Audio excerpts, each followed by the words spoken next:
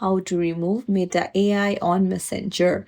Hey everyone, welcome back to the channel. If you are new here, don't forget to hit the subscribe button and turn on the notification bell to not miss any updates. So let's dive right in. Let me tell you that unfortunately it is not possible to completely remove the Meta AI, but you can mute the notifications. I will show you how. Let's dive right in.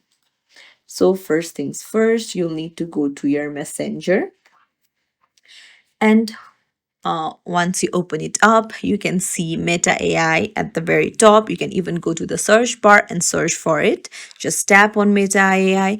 Then you can see the eye icon in the top right corner. Tap on it. And then you can see mute option. Just tap on it and then tap on until I change it.